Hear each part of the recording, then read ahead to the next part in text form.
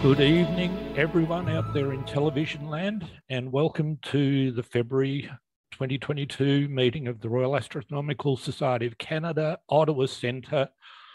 And next slide, please, Chris. Obviously, this is a webinar. It is being recorded for posterity, so watch your language. It will be available through our fabulously provisioned website at ottawa.rasc.ca.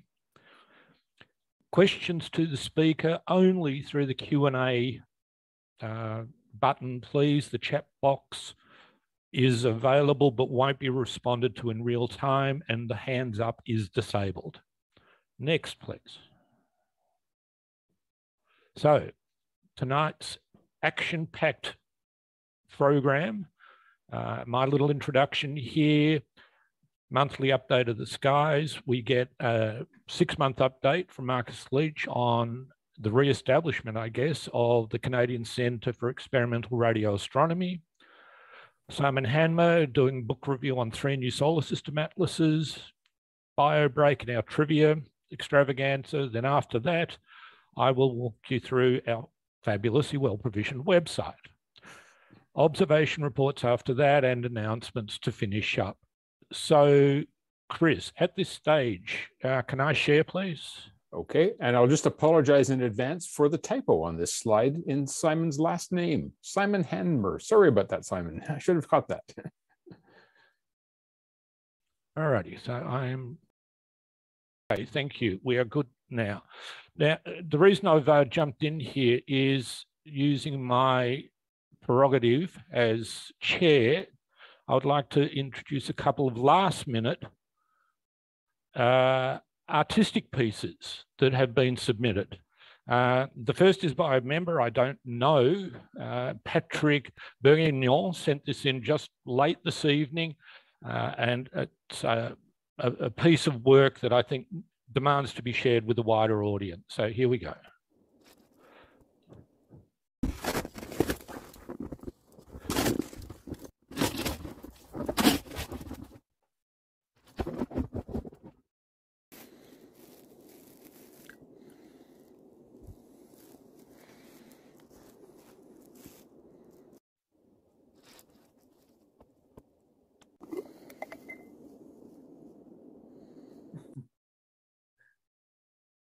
That's right.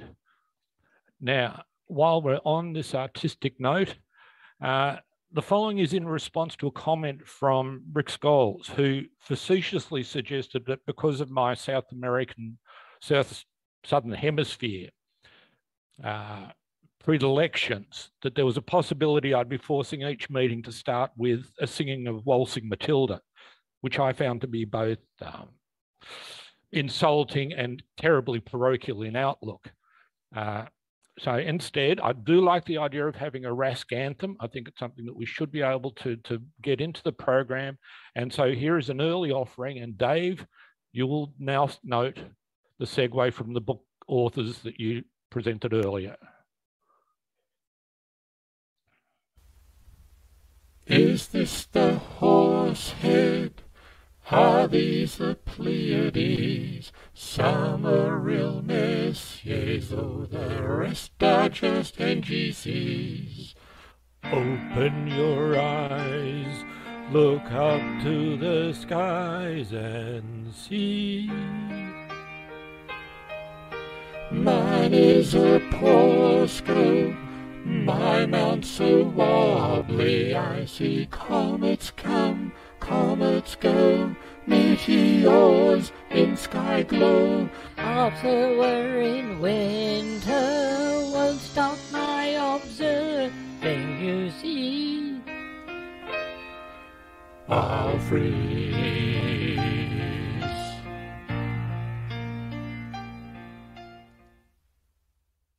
And with that, I stop sharing and back to the regular program, please, Chris.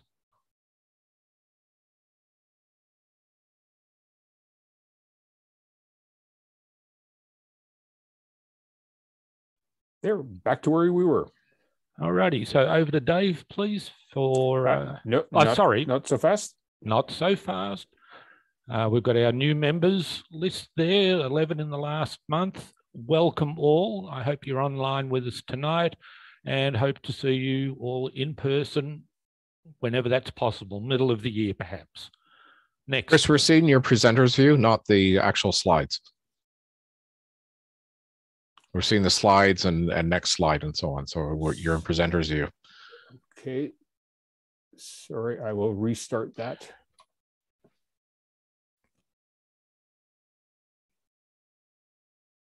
Is that better? I'm not seeing anything.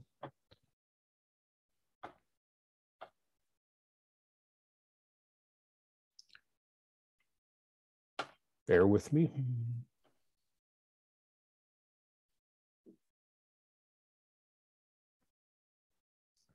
Okay. Okay, now if you go to slideshow, there we go, that's better. Thank you, Dave, for letting us know. Okay, so to proceed then, members in the news, there is a lovely summary in this month's RASC bulletin regarding the work over the last quarter century or so by our own Robert Dick on light pollution abatement, the promotion of dark sky reserves, and in particular, awareness of the biological impact of artificial lighting. Robert is obviously well-known and well-respected member of RASC Ottawa, and it's a fitting tribute to see, I think, in the National Bulletin for a third of a lifetime of work. So well done, Robert. Next, please. Over to Dave for monthly update of the Ottawa skies. Okay, folks, let's see what's happening in the skies for February. So next slide, please. So I got to just sort of keep this on each month, deleting the months as they disappear. So just a reminder of the planet visibility. Well, technically we can sort of see Jupiter, yeah, just a little bit in the evening. It's setting really early. Saturn, Uranus, and Neptune are traveling with the sun right now. And Venus and Mars we can see in the morning. Okay, and I'll talk a little bit about Mercury when we get to that slide. Here's where the moon phases are right now. We had a new moon on February the 1st, and the full moon is on February the 16th. The indigenous folks call this the snow moon because the heaviest snows usually fall this time of year. It's also known as the hunger moon since harsh weather made hunting very difficult. Days are getting longer. Here's the sunrise and sunsets for the month. So Mercury has a greatest western elongation. Basically, it means that you can find on the 16th of February in the before sunrise, Mercury will rise ahead of the sun fair distance. And so you should be able to see Mercury clearly on February the 16th and actually either side of that as well. Venus is visible before sunrise, as is Mars. Jupiter, I'm saying it's really not visible. It's setting so early now. You can sort of see it just before the sun sets, but it's really rising and setting with the sun at this point, as is the next slide, which is Saturn. And Uranus is visible in the evening. Neptune is visible in the early evening, first half of the month. Then it's rising and setting with the sun. And then we have our cartoon of the month. How this has ever happened to you. Anyways, thought you'd enjoy that. So thank you very much.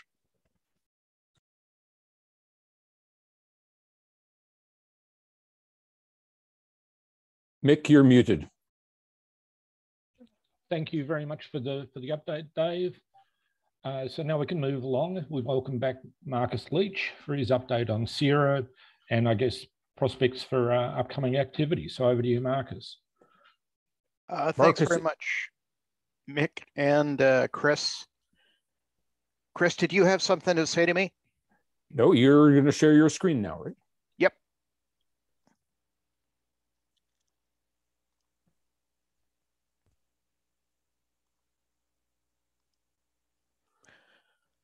Okay, so can people see that?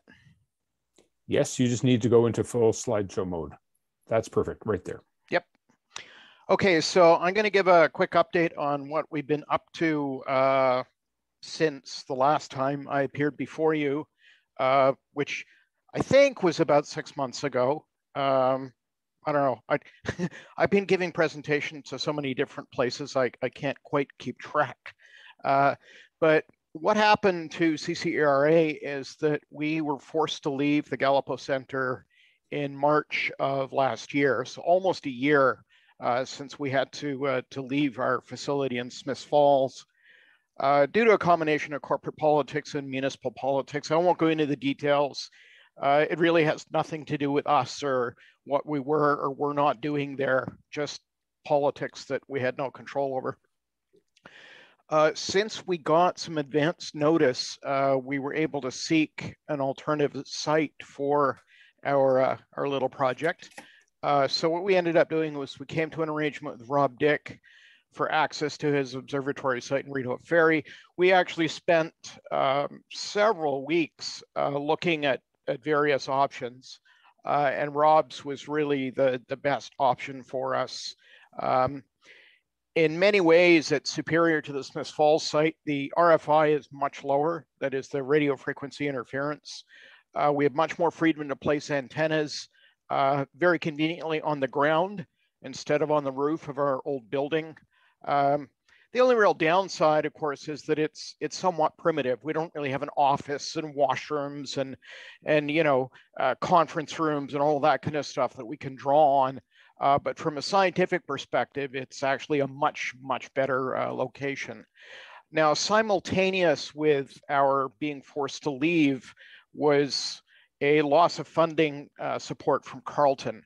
We, for many years, we had an arrangement with Carleton to support their undergraduate astrophysics program.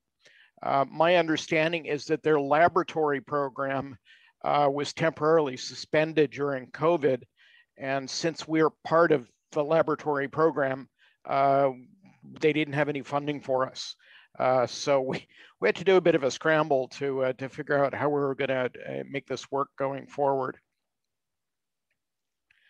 So we spent the spring, summer, and fall of 2021 pouring concrete and welding steel and hauling in a trailer, as you can see there, and managed to get to the point late this fall where we could start making a few observations, mostly to sort of flesh out our processing algorithms and make sure everything was essentially sane. So the trailer, you can see it's a 33-foot 1980s era trailer donated by Gary Atkins, one of our crew. He actually spent several months working on it in advance of us actually having to leave because he was thinking of using it for his own use, but he basically got the trailer for free. So he managed to get the roof leaks fixed, and we managed to find some windows and doors and so on to fill the holes in the trailer. So we managed to get a bit of a science operation facility in the trailer. Any of you who had seen our CBC article would have seen the inside of the trailer before, and you can see we've got a rack full of equipment there. And that's the outdoors taken by our security camera, I think yesterday. And you can see how charmingly tundra-like it is out there. We haven't actually been able to get out there in a few weeks because of the weather. There's no road leading up to the observatory site itself, although Rob's little observatory building is reasonably accessible from the road. Our site is about 70 meters beyond that, so you can't get a car in there or anything. So fortunately, because we have remote security cameras, I've been able to keep an eye on the site and make sure nothing really bad has been happening. But we've also been able to do some test observations for our major projects. So the current science operations we're doing out there are focused on FRBs, or fast radio bursts. Based on the success of the STARE-2 project, which you can look up, I'm not going to go into it here, but The main feature about the STARE-2 project is that they had a very, very, very modest aperture and were able to observe extremely bright FRBs coming from, or actually an FRB, coming from the edge of the galaxy from what they think is a magnetar. So it's basically a very bright outburst from a magnetar, and their effective aperture is less than 1 lambda. So their antenna can see a big chunk of the sky, which means that their sensitivity is very, very low, but they're able to see a very large part of the sky at one time. And they're able to pinpoint the location of these bursts using triangulation from multiple receiver sites that they have spread over several hundred kilometers. So once you realize that they're able to do that with a very small aperture, you can sort of play games with the sensitivity numbers. So our approach involves multiple antennas, fairly modest as radio astronomy antennas go, but with lots of different pointings on the sky. So giving better sky coverage than a single antenna, but more importantly, being very, very much more sensitive than the STARE-2 project, because we're actually using significant antennas instead of a simple feed horn. So we currently have 2 receivers online, more in the coming weeks as the weather improves and our improvisations about how to get equipment out there. I bought a sort of a utility sled the other day, and we're probably going to use that to haul equipment out to the site. But if somebody wants to buy us a 1980s era Snowcat, you know, with a 300 horsepower diesel engine and tracks, we're perfectly happy to accept that. So mostly what we're doing at the moment is refining of our detection strategies with the FRBs. We haven't had any unambiguous FRB detections yet, which is completely expected. Their density, their population density is fairly low, particularly at the brightness range that we're sensitive to. We have detected a fair number of solar bursts on several occasions, which basically verifies that our approach to detecting pulses, very brief sort of millisecond scale pulses, you know, is working, but we haven't detected any FRBs unambiguously yet. What I will propose is that I do a more thorough, in-depth presentation on FRB detection strategies at some point in the future, once we're down the road with this a little bit. So that's the solar burst we detected back in January, I guess. And as you can see, you know, they're fairly narrow. The sun produces outbursts at VHF and UHF, and then also occasionally at L-band, it produces these radio outbursts. And anytime the sun is even in the sky, your antenna will pick it up because it's so incredibly bright compared to, you know, any of the deep sky objects out there that you'll likely detect a solar burst. But what it does is it verifies that your algorithms are working reasonably well. And the other project that we're running long-term at the moment is we have a Wwv receiver set up, which is part of a larger global collaboration on measuring Doppler shifts in the Wwv signal due to ionospheric motion.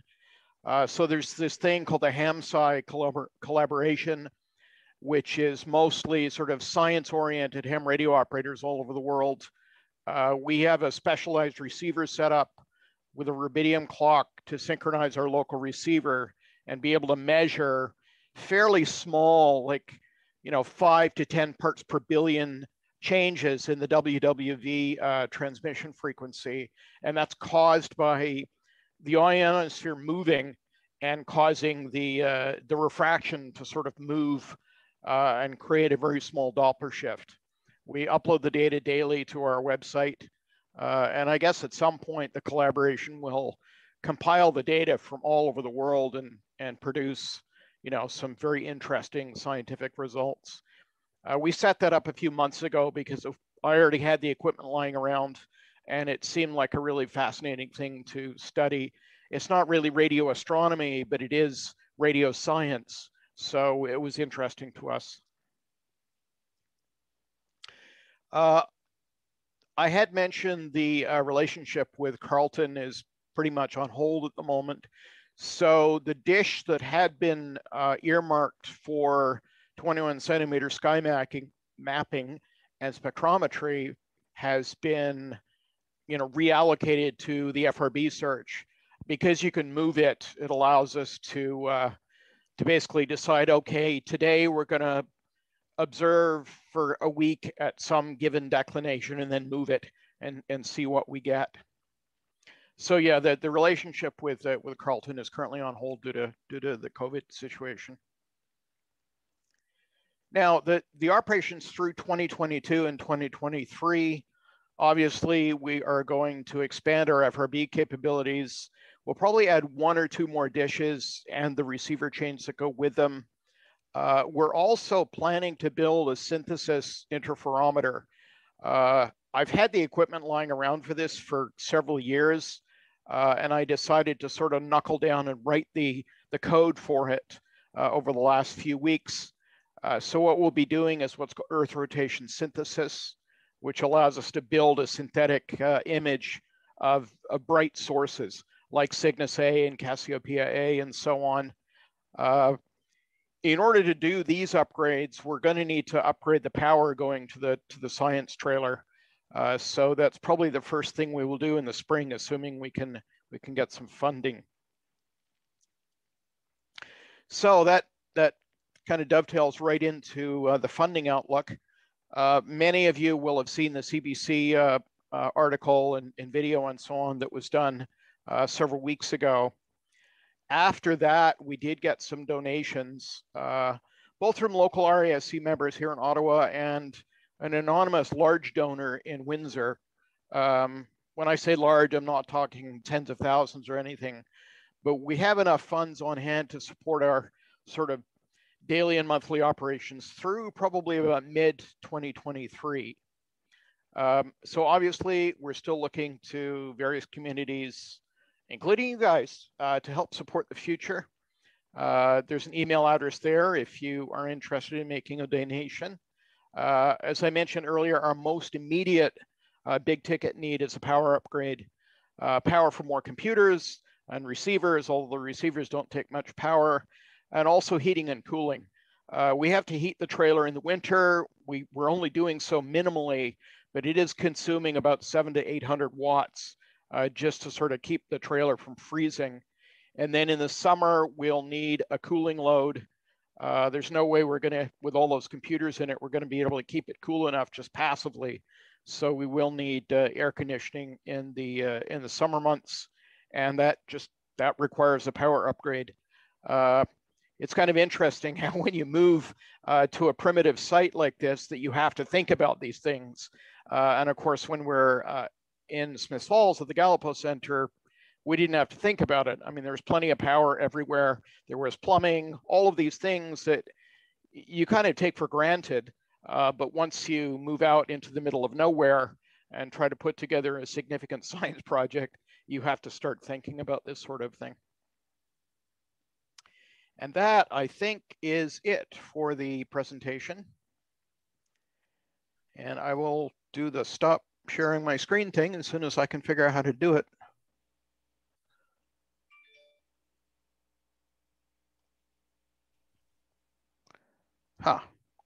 It's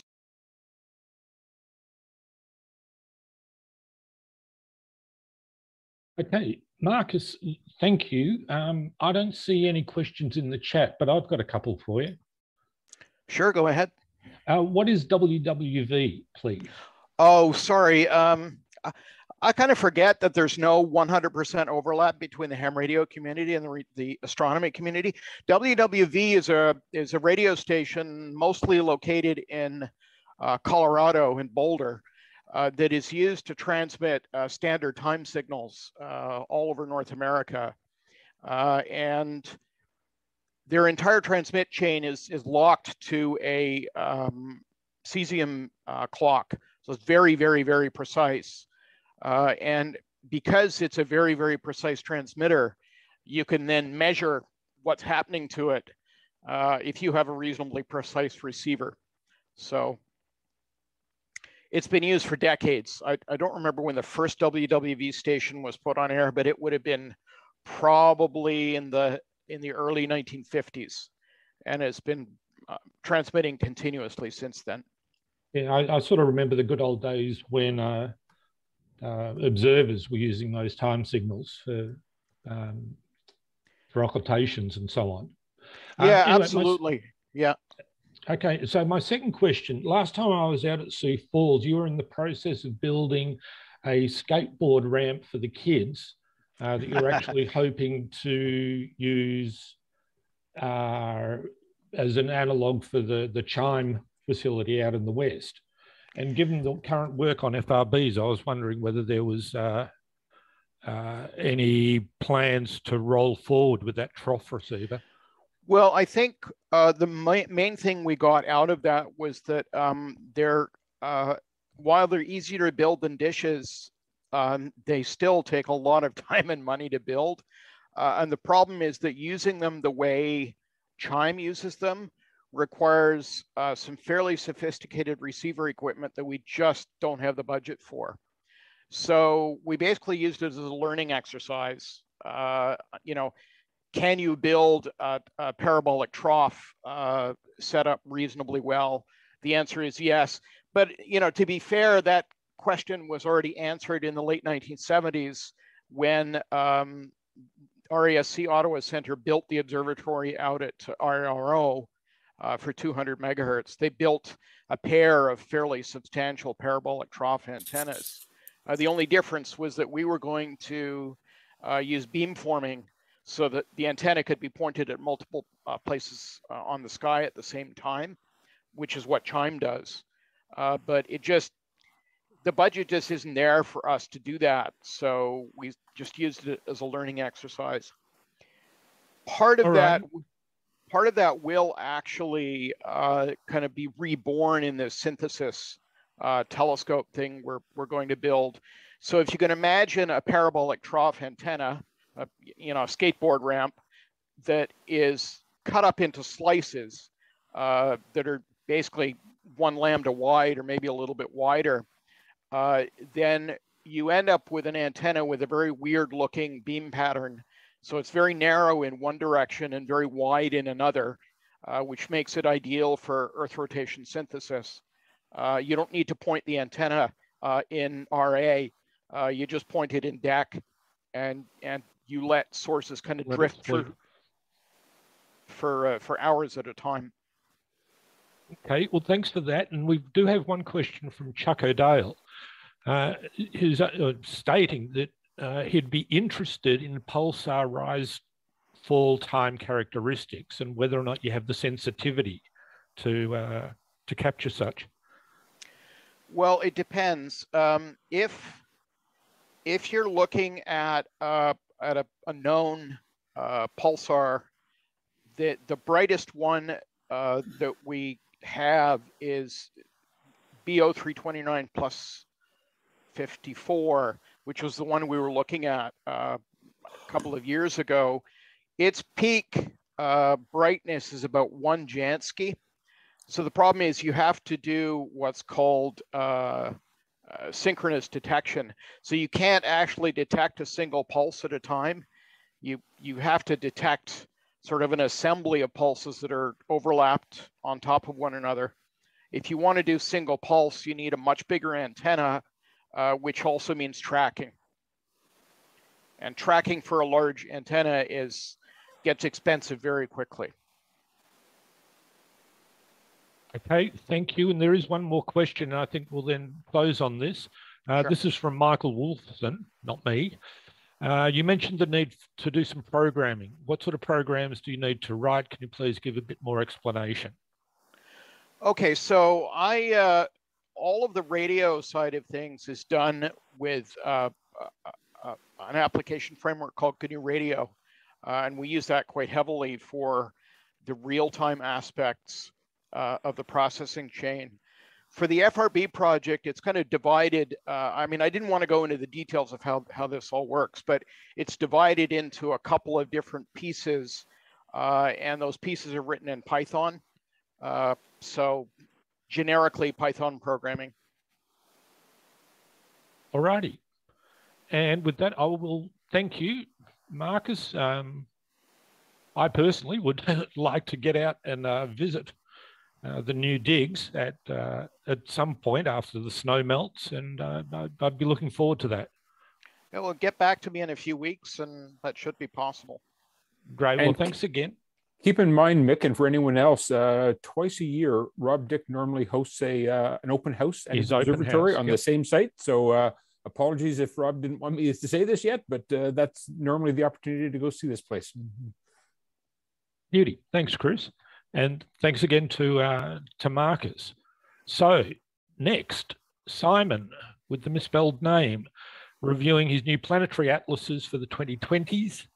And before passing on to him, I want to offer special thanks. Our originally scheduled speaker had to withdraw at very much the last minute.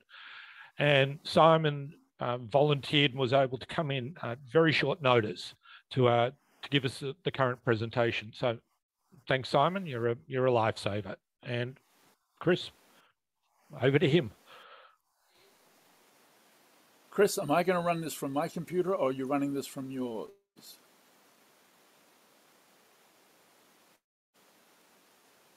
Sorry, I was muted. Probably best to run it from here. Just okay. Let me know a little prompt and I'll advance the slide. Okay, am I able to actually show my cursor if you're running it? With difficult, if you know how to annotate a slide, you can do that. Not or if you prefer, I can stop sharing and let you share. No, we won't go there. I think the slides are set up so that this will work very well just as we are. So some of you will know me as a terrestrial geologist who's recycled into planetary and lunar geology. And as such, I do tend to get very excited when a new planetary atlas comes out. Though such books are not exactly at the forefront of publishing these days. I'm just going to shut off my video to make sure I've got the best use of my bandwidth here. There we go. However, things are changing as the national space agencies launch and plan ever more missions to study our solar system. And there's, you probably know, there's at least 4, if not 5, have been set up in the most recent past to go off to Venus. Now, you may remember my presentation of last year when I told you about a then new atlas of Mars by the Red Mapper group. And this is a slide from that presentation in the spring of 2020. Let's move to the next slide, please, Chris. So let's be clear what I mean by atlas here. There are numerous publications that examine parts of planetary bodies, usually the more spectacular parts, accompanied by spectacular photos. But these are not necessarily atlases. An atlas is a collection of images or maps that cover all parts of the planetary body in question. Now, the Venerable and Classical Atlas of the Moon by Ruckel, which you can see here on the far right, is perhaps an exception to this inasmuch as it specifically covers just the near side of the moon, not the far side. Now, this is in part historical, but most emphatically, it's practical. And this is because it was always intended as an aid to Earth-bound lunar observers. And we can only see the near side. So when the Red Mapper group announced that they were seeking funding to come out with 3 new planetary atlases at the end of 2021, I signed up and I put my money on the table. Well, brand new atlases of Mercury, Mars, and the Moon turned up on my doorstep just last weekend, literally. So while I've not had time to pore over them in detail, and as a geologist I would tend to pore over these things in excruciating detail, I have seen enough to form some initial impressions, and I'd like to share those with you this evening. But before I do, a few words on atlases in general. All 3 of these atlases are global. In other words, they cover the entire planetary body in question. Now, this has several implications for potential users, which could include you. Number one, the presentation schemes for a given body have to be uniform for that planetary body. And as such, they'll represent some features better than others. It won't all be perfect. So let's suppose that, for example, we use a shading scheme for a lunar atlas, whereby the average of the shading spectrum is medium gray. That means that some features will end up in dark gray shades, maybe a little more difficult to see, while others will be presented in lighter grays, and they may be better defined. For some features, this will work really well, while not so well for others. That's just how it is for an atlas of the natural world, and we'll see more of that in just a moment. The second point I want to make is that an atlas will represent features that the user may never get to observe directly. Think of an atlas of the Earth. I don't know if you've ever been to Africa, but you probably have looked at the African section of your atlas. So an atlas of the moon is an obvious example of this. We're not going to see the backside of the moon. But the same applies to Mercury and Mars in the field of direct telescopic observation that concerns so much of us as amateur astronomers. We can look at Mercury all we like. We're not going to see any of the features in the atlas. Which brings us to the obvious question. How does one use an atlas, especially as an amateur astronomer? Well, that depends on the user. Many of us would place the Ruckel atlas, I've done it myself, of the moon right next to our own telescopes to guide us through our observation programs that night. But many of us would also simply open an atlas and browse its pages and maps in a spirit of new discovery. And coupled with what's now available in terms of planetary science on the internet, the atlas can provide geographical context for our extraterrestrial curiosity. You might ask, well, why not just go to the internet? Why do I need an atlas? I don't know, maybe I'm just old school, but there's nothing like holding a book in your hands and turning the pages to browse, and you can do it anywhere. So let's go to the next slide, please, Chris. Okay, so with this in mind, what do these three new atlases have to offer us as amateur astronomers? Well, let's start with the Atlas of Mercury, because it's not only new, to the best of my knowledge, it's a first, certainly within the domain accessible to us as amateur astronomers. I'm not aware of any other Mercury atlas like this. So I've selected a few images at random to give you an idea of what the atlas contains and what you could expect if you were to obtain one. So, Chris, we've jumped one slide too far. Can we go back one slide? There we go, that's where I want to be. So here's the cover and a single page from inside. And even the cover gives you an idea of what to expect. Colors. The color scheme in this atlas is a reflection of what you would see from orbit if you were actually there. Various shades of blues and yellows and grays. Now these colors are real and they mean something geologically, but unfortunately, the atlas doesn't tell us anything about them. Now, I happen to know that the dark blues represent carbon, graphite, or pencil lead, if you're old enough to remember what a pencil is, graphite and carbon on the planetary surface.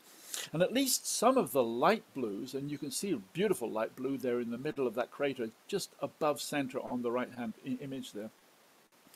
Those things represent where volatiles have sublimated, or are still sublimating according to some, from features which are referred to as hollows.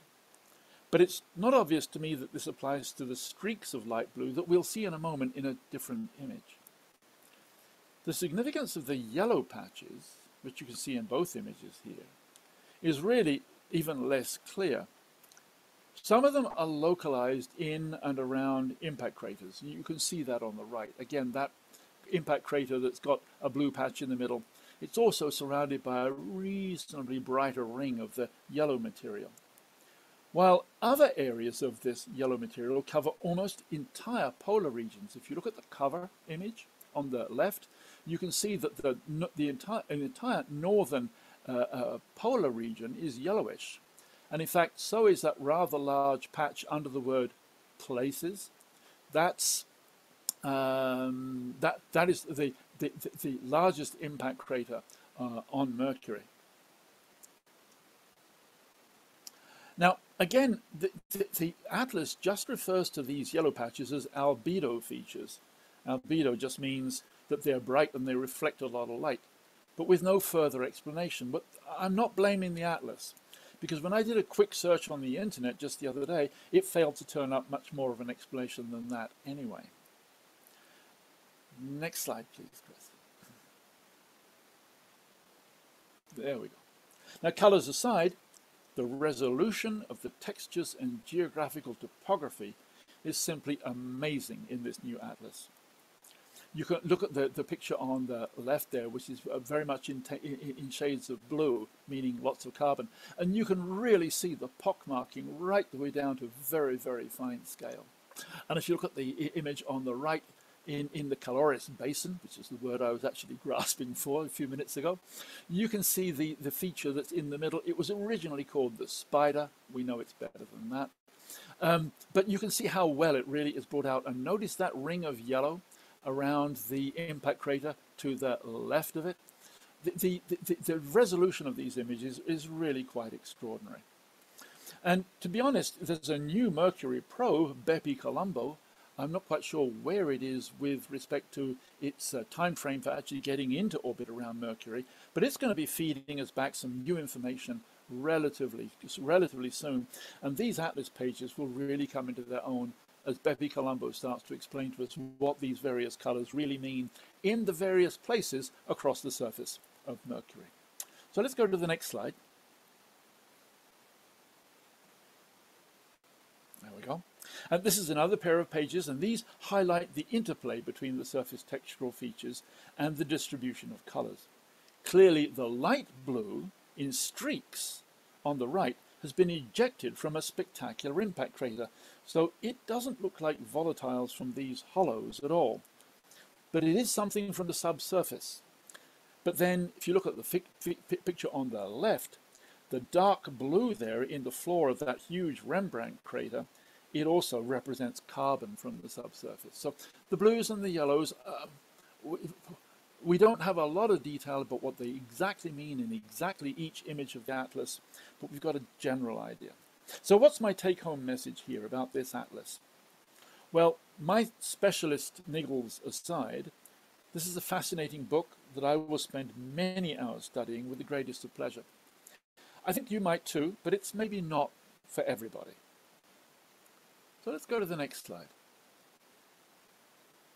So let's move here briefly to the Mars Atlas. Why only briefly? Well, because it's version 2.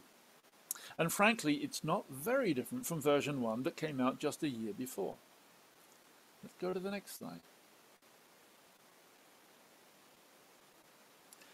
Here's a comparison of the north side of Mount Olympus. That's the reddish and pinkish stuff down at the bottom. The largest volcano in the entire solar system, by the way, that both versions are using. And if you look carefully, you can see that they're essentially the same map. And that the fundamental difference is in the page layout. By using edge-to-edge formatting, that's to say the image on the right, the new atlas does change the scale, such that there's a slight advantage in the resolution of detailed features. Go to the next slide.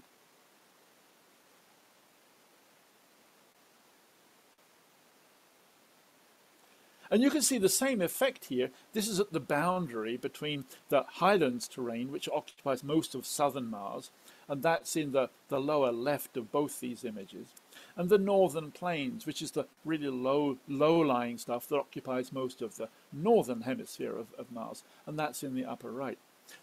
Beautifully brought out. But really the fundamental difference is the change of scale. And if you go to the next slide. But the scale advantage is barely perceptible here when looking at the Mariner Valley. That's the huge scar that runs approximately east-west, parallel to the equator of Mars. So there's really not much advantage here to Volume 2 over Volume 1. Personally, I'm happy to have the new version on my bookshelf, but you really have to be planet obsessed, kind of like I am, to want to have both versions. If you already have version 1, I would say stand pat. Now, let's move to the next slide. This is the atlas that I really want to focus on tonight, the moon of the atlas. And this is for two obvious reasons. One is, as amateur astronomers, many of us already have, or rather are already using, the venerable and timeless Rükel Atlas as an observing guide. Let me be absolutely clear. Rükel will never, ever, ever be out of date. So another key question which may come to mind is, so what is new with the new atlas? And one obvious answer to that question is that the new atlas is global, whereas Rükel only covers the lunar near side, as I pointed out earlier, for very obvious reasons. So let's go to the next slide. We're going to compare here a short series of pairs of images, one from the new atlas, one from Rükel, side by side, a page size each, focusing in on the same feature, kind of feature that amateur astronomers like ourselves like to look at on the moon through our telescopes. So here we see the region around a favorite observing feature, the Alpine Valley. Now, I think you can see the Alpine Valley in the Rükel image on the right. It's down at the very lower right corner. And I think most of you will know where that is. Oh, good. Thank you, Chris. That's perfect. Absolutely perfect. Well, if you look on the other side, the new atlas has corrected the natural visual distortion associated with the subspherical shape of the moon's surface. It's as though you're flying over the moon and looking straight down. Now, that's great for intellectual study, but you'll have to decide for yourselves if that helps or not when you're navigating at the telescope. Now, second, notice how the subordinate craters are labeled back to the principal crater. The big crater up on the top left, that's Plato. And if you look, you'll see that there's a set of radiating lines coming out from it. Thanks, Chris. This is a very neat and tidy and helpful way of telling us how the subordinate craters, which are usually indicated with a single letter, relate back to the principal one. And the third thing to notice is the change of scale. Quite useful for resolving details in the new atlas, although one is losing the regional context inherent in the Rükel atlas. I see better where I am on the moon in Rükel than I do when I'm close in on this image with the new atlas. But most importantly, the new atlas page is in shades of grey that are not exactly great for resolving the details in the map image. I can see the Alpine Valley, but I've got to look for it. Let's go to the next slide. This is actually exactly the same comparison, except that I've gone down one image in Rükel to show you how Rükel is showing us again the environment around the Alpine Valley. The Alpine Valley is now at the upper right, but again, it's easier to actually spot in the Rükel image than it is in the new atlas. Let's go to the next slide. Now, here's a comparison of how another classical lunar feature is presented. We all love to look at Schroter's Valley when we can. As with the Alpine Valley, the shades of grey here make the valley quite difficult to see. And the label, unfortunately, I don't quite understand this one, hides much of what we're actually interested in. Let's go to the next one.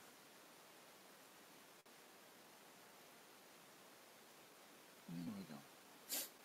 Now, groups of shield volcanoes, they're difficult to see on the moon at the best of times unless the lighting is just perfectly right. And some of the best ones are around Marius crater. And Marius, on the left-hand image in the new atlas, it's the big crater in the upper right area. That's right, that's Marius. And Marius in Rükel is approximately in the same area, but it's deformed into an ellipse because of the visual distortion. Now, while you're navigating with the Rükel atlas, it's pretty easy to see where they are. You see all the blisters to the left, upper left and lower left of Marius crater. Those blisters, many of them, are actually what is called a field of shield volcanoes. I love to look at these. And there's one in particular, I don't know if I can get Chris to actually find it, but there's one in particular which in the Rükel you can actually see has a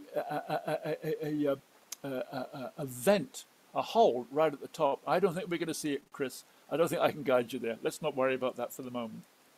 Now, the thing is that I can see it very easily when I'm looking at the Rukl page, and I can see the other shield volcanoes as well very easily in the Rukl page. But trying to find them in the new atlas, if I didn't know where they were, then I'm not going to suddenly start making new personal discoveries of shield volcanoes using this atlas on this particular page. And I want to emphasize that. You'll notice that the examples I've been giving you so far are all within the lunar mare. And the lunar mare are sort of in subdued grays in any event. Go to the next slide. Now, other observer favorites of amateur astronomers include subtle linear features. They're called rima or rimae in the plural, such as those adjacent to the Corci crater. Now, these are really obvious in the Rukl page. You can see them in the upper right. There's two of them. Can you see them, Chris? They're oriented, they're in the upper right of the Rukl. There we go. There's one, and the other one's just below it. There we go, perfectly.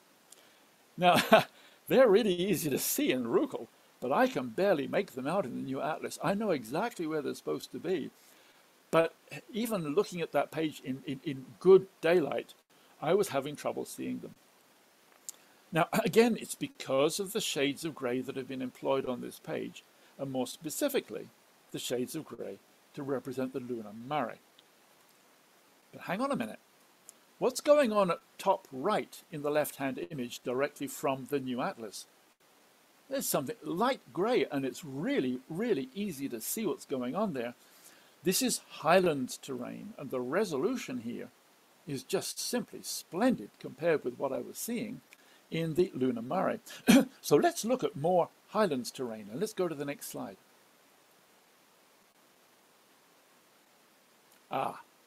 Now, compare these two images that contain the elliptical crater Schiller.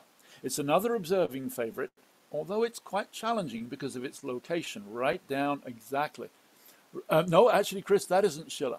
Schiller is just above. In fact, it's in the top. It's in the top left. There we go. There's Schiller. Exactly. Now, it really stands out in the new atlas. I don't even know if I have to tell you where it is. It's in the lower right, in the new atlas image. Oh no, go back, Chris. We've moved forward a slide. Go back slide. Go back one slide. There we go. And there's Schiller. So you can see it's really well brought out. But there's something else I want you to see. You notice how the floors of different craters are represented in different shades of grey? Some of them are dark grey, like Schiller. Others are medium grey, like the one that's immediately to the left, right over to the left. And then there are others that are actually light grey. Here's the trick. The darker the grey, the lower the altitude of the crater floor. Now, this is something new here in this atlas. It's giving us a 3D impression of the lunar surface. But unfortunately, I had to work that out by counting contour lines, which you can't see them on this image, but the new atlas has contour lines everywhere. I had to count the contour lines myself to work out how deep craters were. Come forward one, Chris. No, go back one. Back one. There we go. Stay right there. So I had to work this out by counting the contour lines myself because there's no explanation of this in the atlas. But the point is now we understand why the features in the lunar mare are so difficult to see. By definition, the lunar mare have limited ranges of altitudes. They're almost flat, and therefore a limited range of shades of grey in the new atlas, which is why you see way better in the highlands than you do in the lowlands. It's all a function of how the map has decided to represent the lunar surface as a whole, both near side and far side. Now let's go to the final slide.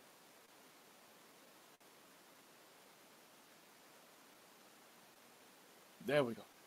Now here's where the new atlas truly shines. This pair of images illustrates the corridor blasted by the impact ejector from one of the major lunar mare to the northwest in the vicinity of Rosette crater. A Rosette crater is actually in the middle top of the right-hand picture. There we go, that's it. And oh, good, Chris was able to read it, and it's there too. Now, both of these images are in highlands terrain. You can see it in the Ruckel map. Oh, hang on a second. No, what I wanted to point out was that corridor. We've seen where Rosette crater is, but the corridor I'm talking about, if we look at the left-hand slide, exactly, there we go. Chris has just traced it out. It was so obvious to see in this image.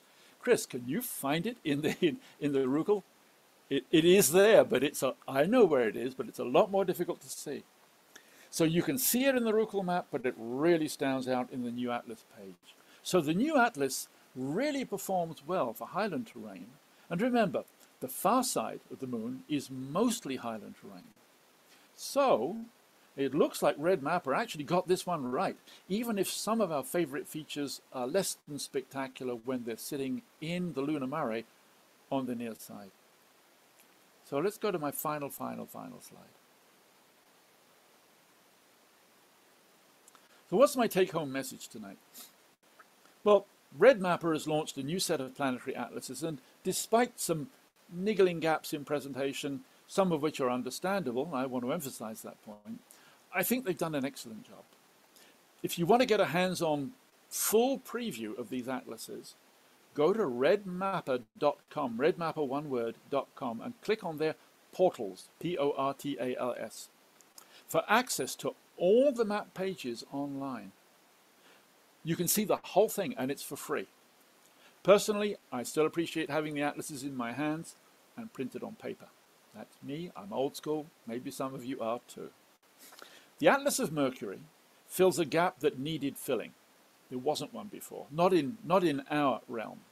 And it does it very well. It's visually very pleasing, of high enough quality to allow the user to make new personal discoveries. This is an atlas to peruse on cloudy nights or winter days in front of the fire and let your imagination wander. The Atlas of Mars version 2 is an incrementally improved but essentially reformatted equivalent of version 1. I have both, but clearly I'll use version 2 more. Version 1 is out of print, actually out of stock in any event. The new Atlas of the Moon simply excels at presenting the lunar highlands with stunning success. However, much of what we like to observe as amateur astronomers lies in the less well illustrated lunar mare. For lunar navigating at the scope, Ruckel's Lunar Atlas still holds center stage in my opinion. However, if you are interested in looking at the moon as you might see it as if you were in orbit directly overhead, looking at features of interest, then the new atlas is for you. Again, personally, I feel that having both on my bookshelf is a wonderful boon. The two atlases, I think, complement each other extremely well. So in short, as with any atlas, it comes down to what you want to use these atlases for. Now, I have my fingers crossed that Red Mapper will next produce an atlas of Venus using the data from the Magellan probe of the 1990s, but I'll have to write to them and ask them when they're going to do that.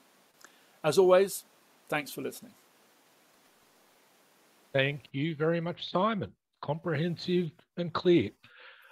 There is a question for you from Gordon Dewis asking about the version 2 Mars Atlas. With the full page bleed, how does it handle the gutter for facing pages? Yes. Does it eliminate the side lap between the two faces? Is anything lost in the gutter? No, they've done it very cleverly. They've introduced overlap between all of the pages. The overlap is actually on all four sides, and it works extremely well for the binding gutter. When I first opened it, I thought, oh my God, we're going to lose something in the middle here. And it took me a few minutes to realize that there was actually a very, very nicely done overlap. You lose nothing. Okay, hope Gordon's happy with that answer.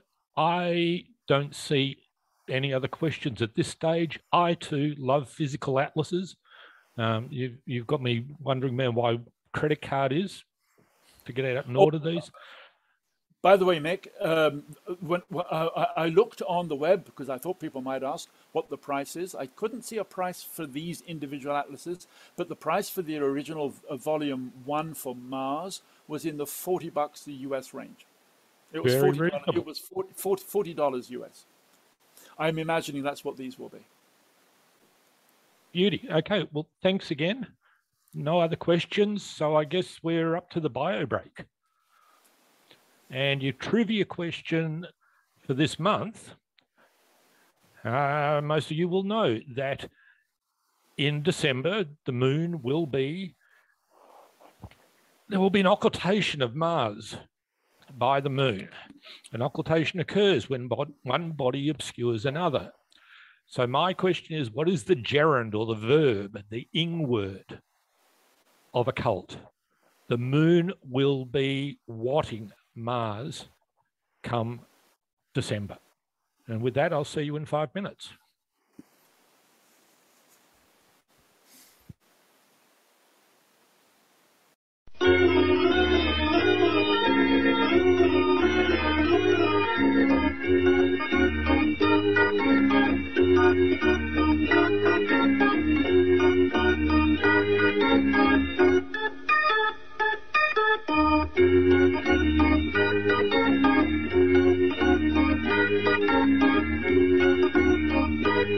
I'll go back to you for the moment.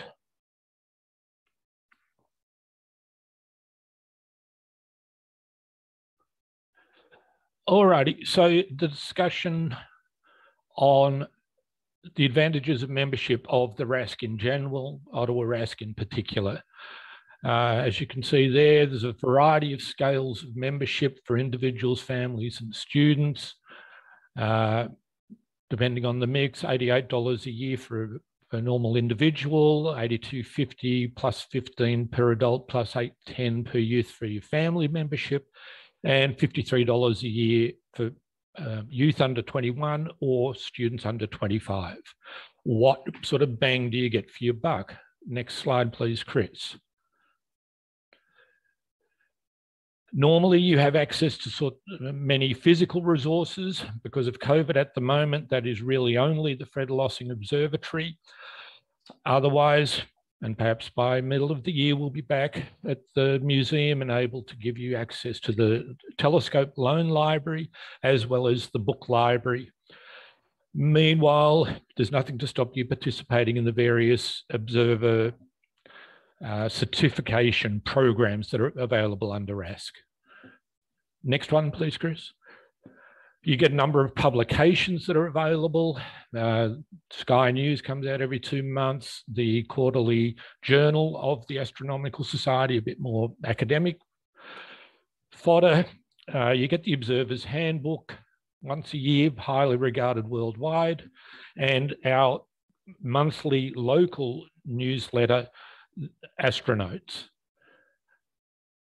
And next slide, please. As I emphasized last month, to me, one of the strongest benefits of membership of RASC is the contact with the people and the expertise, knowledge, and experience that they bring to bear on our lives through simply being co-members of the organization and willing to share their information, which now segues me to my presentation for tonight about our fabulously well-provisioned website. You might expect that I'm going to be here to be talking about a digital cornucopia of wonders that are available through RASC on the web. However, what I want to lead in with is the story of how an ex-international civil servant became a digital archaeologist for RASC.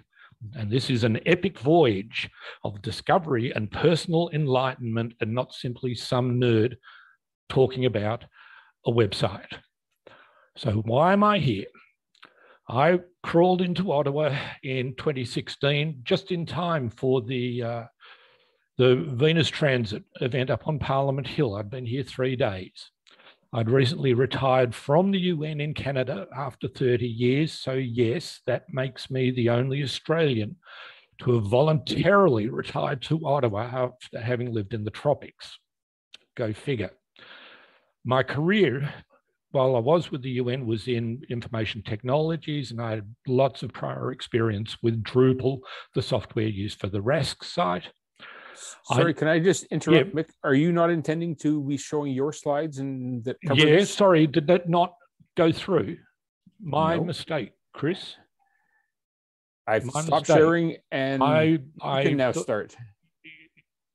Yeah, hang on. I hit the share, and I was showing my screen. I thought. Now, okay. Thank you. So backing up, you haven't missed much in the way of presentation materials. So why I'm here, I arrived in 2016, blah, blah, blah, blah. I already knew about RASC. I'd done my research from Kenya, but my only prior contact was with Tim Cole, and that was through Quora, where we were both answering questions. I, in other words, was extremely ignorant when I got here. In 2018, I inherited the website. The prior incumbent, Taras, had served his time, and so the baton was passed on to me. And one of the things that I was not aware of is that RASC had a web presence going back to 1997 and possibly even earlier. I just haven't found evidence for that. But over the years, well, sorry, there's a reference to my current source of information, what's known as the Wayback Sheen at archive.org, and there's a reference for any aging Rocky and Bullwinkle fans out there who like what was his name? Mr. Peabody and Sherman from the Rocky and Bullwinkle show.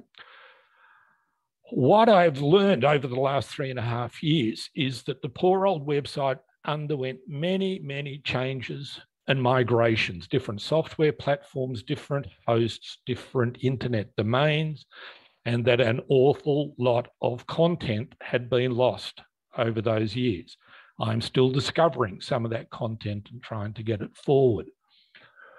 My goal as webmaster obviously starts with the RASC mission of promoting astronomy for all. Great. How to go about achieving that? I wanted to come up with a way of future-proofing the site so never again would material be lost simply because me as webmaster handed on the job to someone else or got run over by the bus or whatever. In order to achieve that, I wanted to reduce the maintenance. I wanted to get rid of material that had to be updated on a possibly daily basis and eventually fatigues whoever it is that's maintaining the site. I saw there was no point in competing with other online sources for astronomical information. These organizations pay journalists to churn out information. We don't have resources like that. Similarly, there's no point in us competing with a website against a Facebook presence or Meetup or Twitter.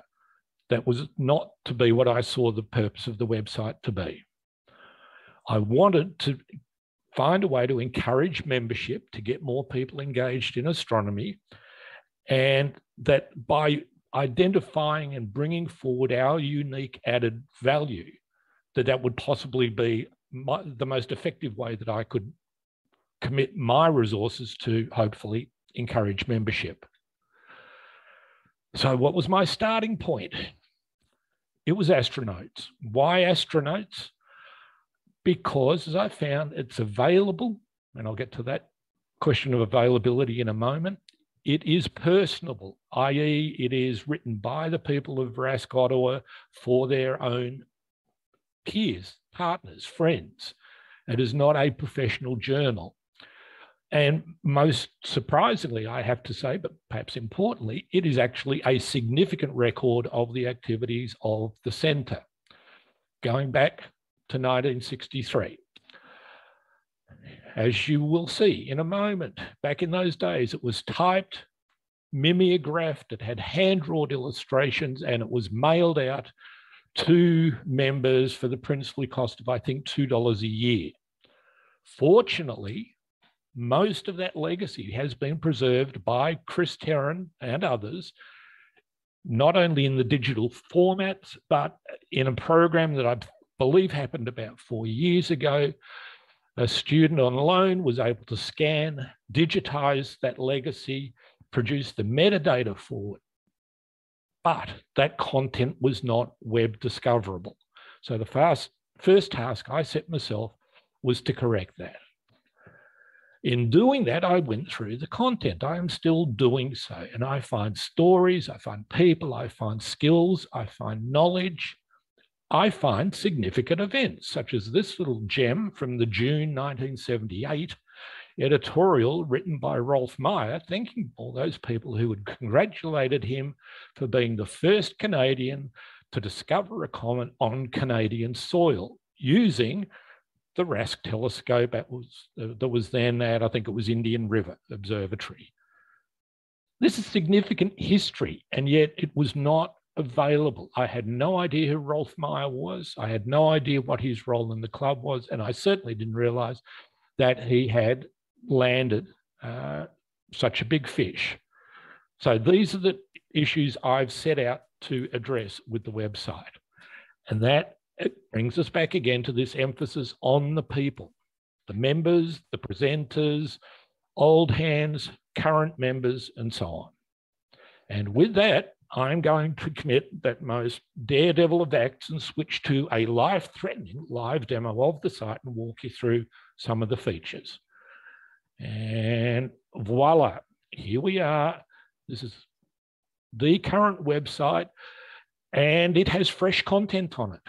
I will point out the button over here, Donate Now, went live 2-3 days ago at the request of our new treasurer to enable you, because you're so motivated, to be able to simply link through to canadahelp.org and commit to a one-time or recurrent donation to your favorite astronomical group. Isn't that handy? Getting away from the fiscal aspects of this, you'll see many of the standard elements about linking to joining us up, announcements about our current meeting that we're having at the moment. We've got some other fresh content. We got an announcement came in late this afternoon about a workshop for junior astronomers. I will be coming back to that piece of information at the end of the presentation, but you'll see that it's also available through the website. What's that got to do with people? Well, I'm going to start here with this little thing. Every time I reload the page, there's another random image pops up. Oh, isn't that groovy? Interestingly, I can click through there and discover a number of things already. First of all, there is an individual behind this, a member, a contributor of content to these meetings and others. Taras Rubarsky, prolific observer, prolific imager, and provider of content for the website. Not only do we have his image in original resolution as presented at a prior meeting, actually in May of 2018, but the image has been categorized. There are, for example, other sunspot images. Some are sketches, some are photographs, some are high-res, narrowband filtered images by a variety of observers, some going back as early as 1978 and presented in Astronotes. All this information is there, cross-linked, not only to the topic area, but for example, to providers.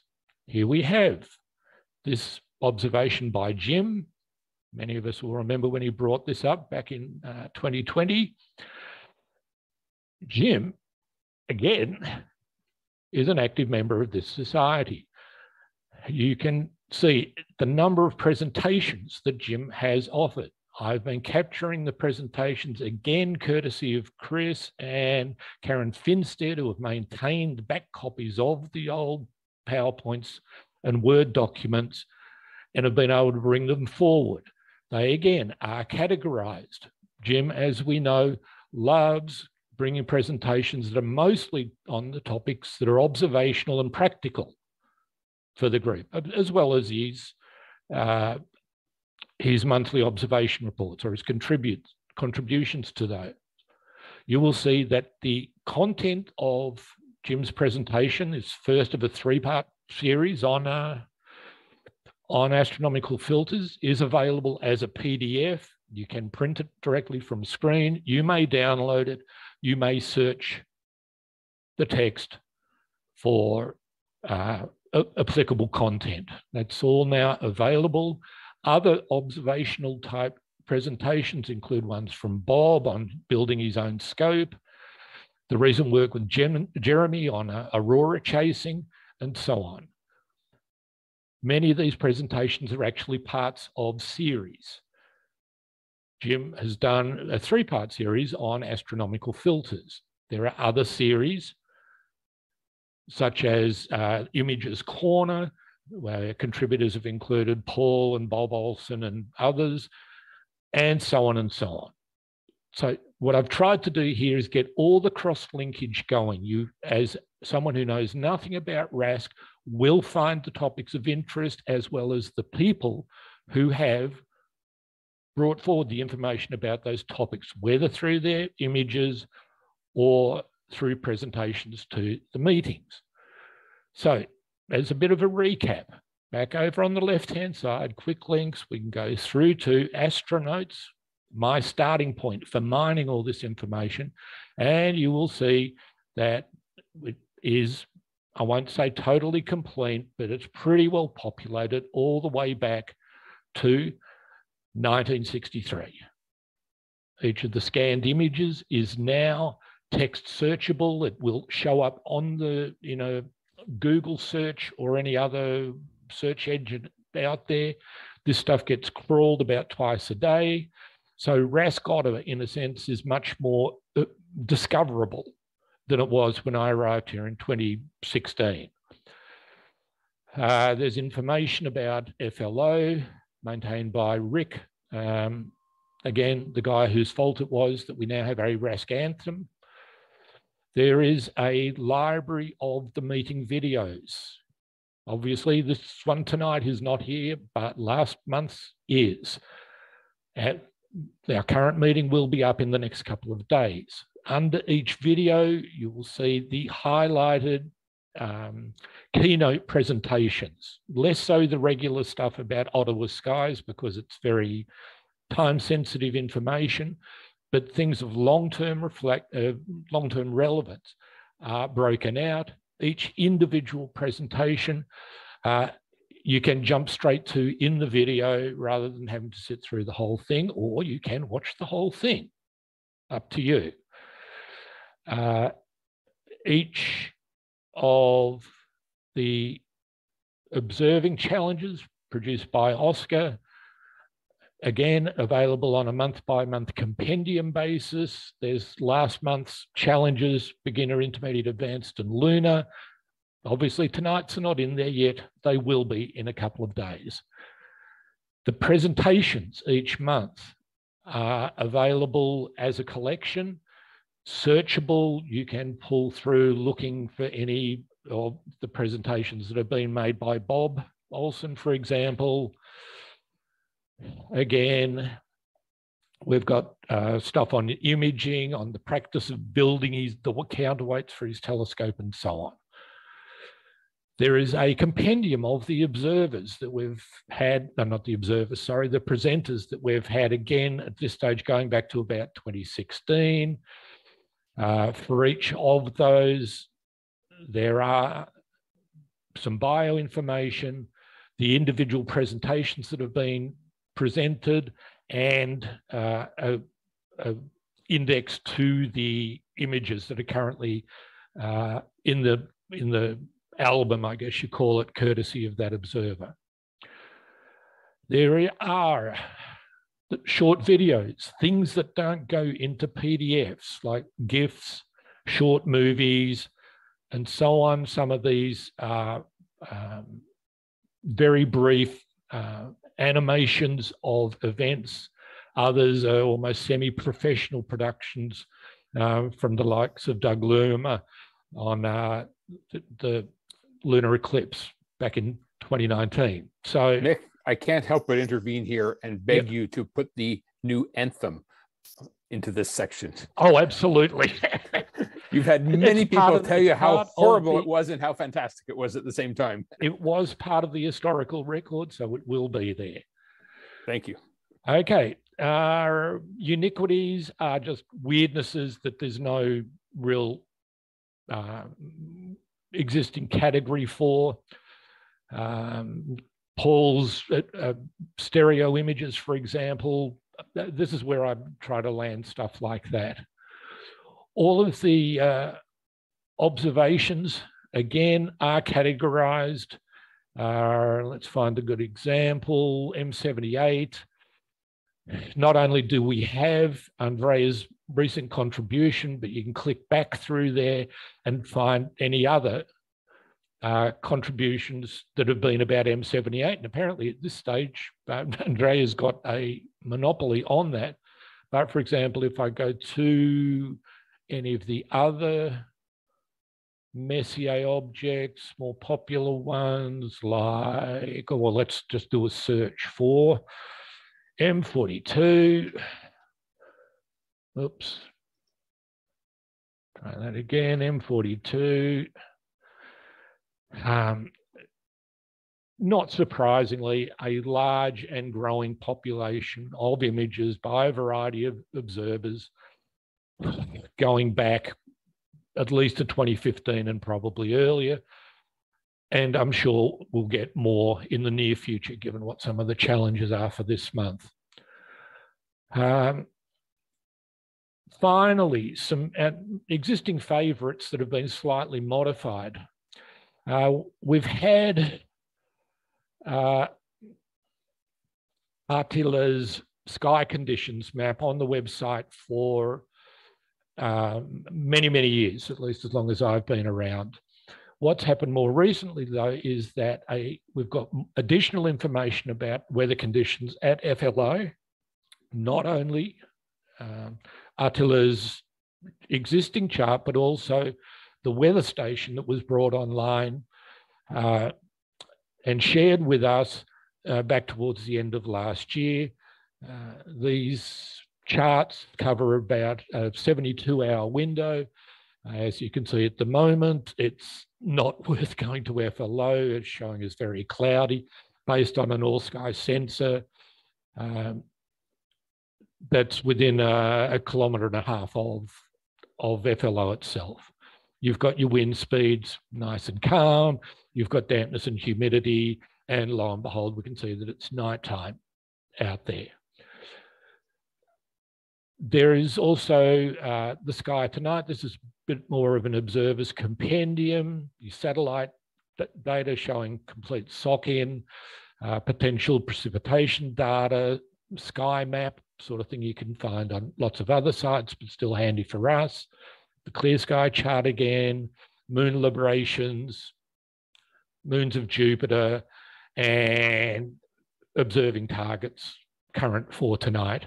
I do not remember the name of the gentleman that developed this, but again, he is an ex-member and he made it available to us a couple of years ago. So that's also up on the site.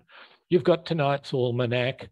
You've got what's new on the site, including, for example, where I added the workshop for junior astronomers earlier this evening. So with that, I will stop rabbiting on about the website. I invite you all to go through it. I invite you all to come forward with suggestions or criticisms. You can do that to webmaster@ottawa.rasc.ca, and I look forward to your comments. Any questions, Mick, please? By you having to present and speak, you wouldn't have been able to watch the chats. But the first comment really says it all from Brian McCullough. This is extraordinary. And others saying the same thing, including one person saying you'd be well served to show other centers how you've done this. So it really is extraordinary, and you're getting lots of great comments about how well organized it is and how useful. So thank you. Okay, well, that's great. I appreciate the feedback. I mean, obviously, I've been at this for 3 years, and this is the first time I've really sort of tooted my own trumpet about it. And yes, it does represent a couple of 100 hours of effort so far, but I believe it's going to be if nothing else, an archive asset for RASC Ottawa for many, many years to come, even after my tour of duty is done. So thank you all for that. And I will now pass back to Chris for the observation reports.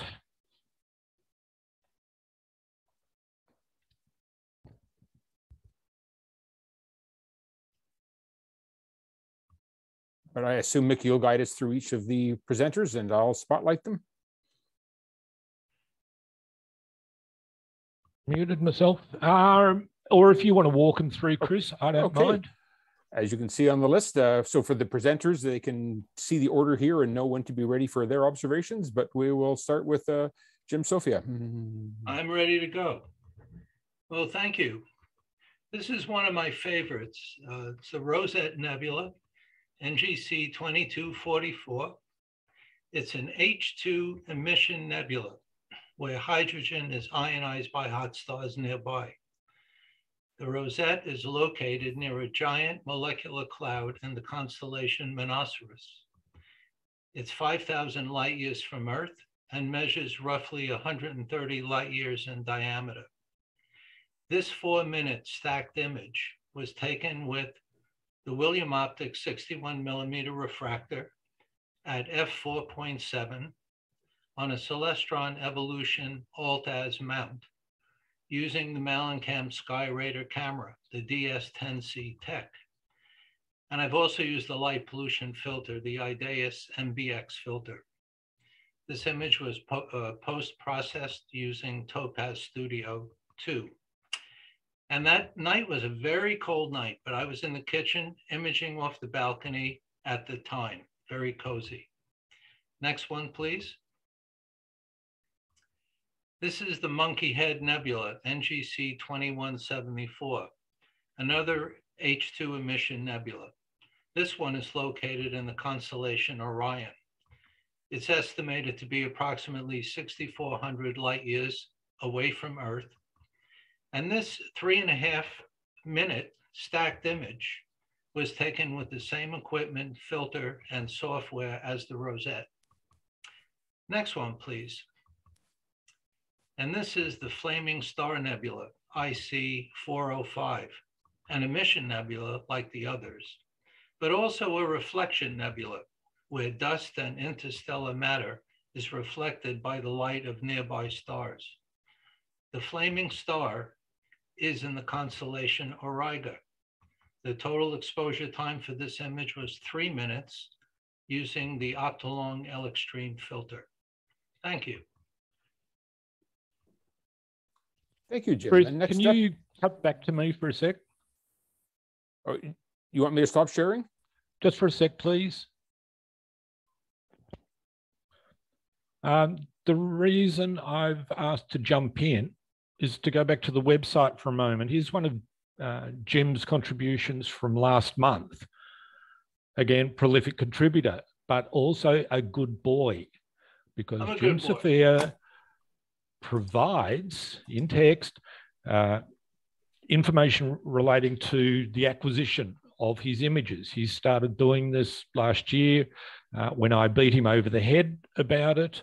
There's a few other regular contributors who are now giving this type of information. I encourage all of you, please, to send just text files, doc files, whatever notes you're talking from, and I'll get them in to add this sort of value to your images. And with that, I am going to... Thanks, Mick. Okay.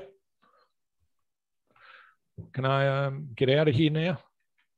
Actually, you weren't sharing there, so I've resumed sharing on. Okay, sorry about that. Anyway, Jim's still a good boy. Okay, and now we'll move to Rick Wagner. Well, good evening. We're into a new year now. I just wanted to start with a little review of last year. I finished the year. My goal every year is to try and get 150 observing sessions in. So last year I reached 154. which was above my goal, so that was good. I also came in with a total of just under 36,000 images for the year. And we've started off with perhaps an even better year. I've had 19 observing sessions already this year in only about 35 days. So this month, I thought I'd highlight a couple of moving objects. Listening to the news, CBC News on the 19th of January, I heard a mention of an asteroid that was going to go very close to the Earth.